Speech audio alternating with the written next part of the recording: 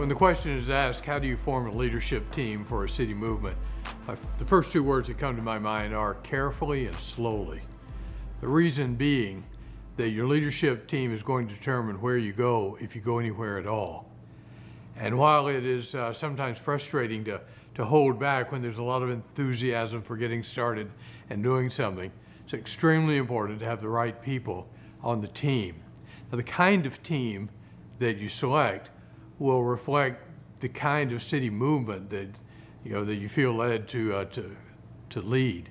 And the word that I use there is compatibility. There just has to be absolute compatibility between the members of your team as to what you're about, the larger vision, the purpose is what you want to accomplish. Because if one person on your leadership team thinks, well, this needs to be primarily a prayer movement, another thing needs to be primarily a service movement, or it needs to be primarily unifying the church, these are all appropriate.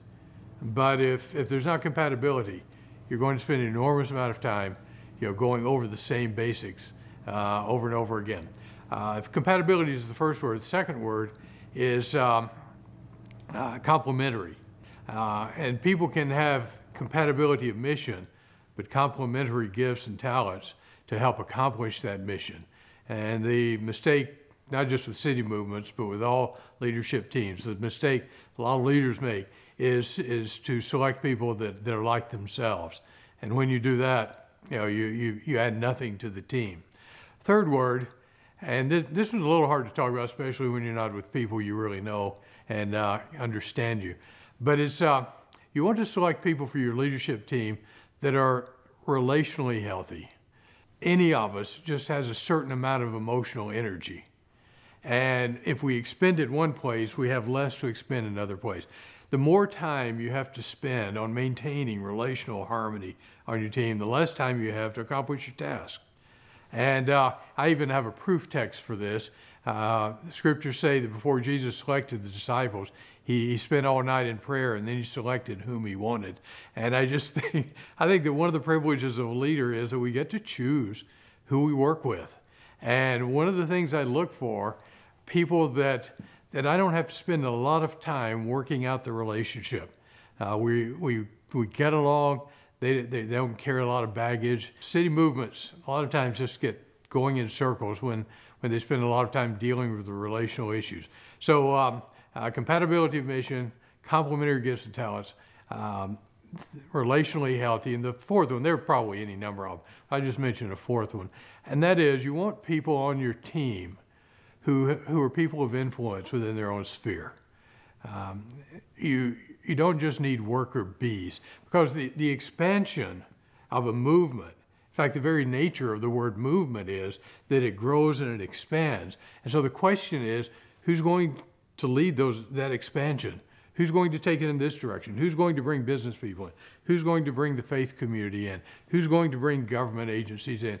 Who has the influence in these different spheres to be the person who calls the meeting? And when they call the meeting, other people will actually come. And that's why, looping back to where I started, that's why I say you want to do it carefully and you want to do it slowly.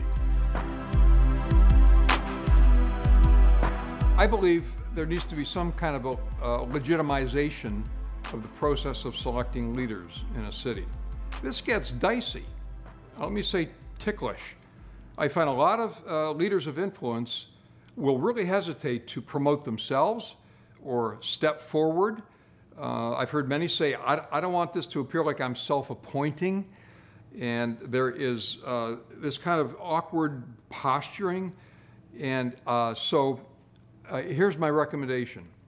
Find someone, perhaps a coach, an outside consultant, who understands city movements, who, at least for a season, can come in and help objectify the process, right? And also legitimize the process.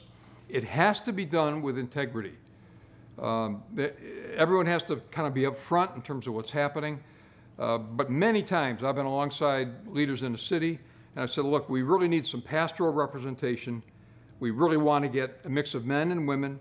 We want to look for some business leaders that have a heart for the city, that have this vision. I believe we have to have compassion ministries, in play. In one city, that was the Salvation Army. In Abilene, Texas, that's Love and Care Ministries. My own city, Corvallis, that's Love, Inc., Love in the Name of Christ. I also feel very, very strongly we need to be intentional about opening a door for emerging leaders. So your best shot, plan A, is to get that diverse group of leaders. It will not be perfect. It needs to be fluid. People can step off of this team as it's appropriate. People can step onto this team. It has to be fluid. This is a flexible wineskin. So there has to be integrity in the process, and then some way in which this group of individuals who are discovering Kingdom Community to select this team from among themselves. So I have a very, very simple method of kind of describing what this team is, describing the job description. This is a team that will define core values, that will come up with a mission statement, that will begin to define partnerships. This is really what we want to engage in our city. We don't want to just come out of the gate having to do everything. We really want to define these limited, achievable objectives. And so to really be very, very clear with what kind of a team we're putting together, and then I will say to them, look around the room, look at your colleagues, and write down the 5 to 7, maybe 9 names of individuals you feel the Holy Spirit is leading you to select to lead this gospel movement in your city. I'll be honest, I've not seen this really fail yet. Yes, some leadership teams have a rough time getting traction and getting a way forward. That's just often the way life is.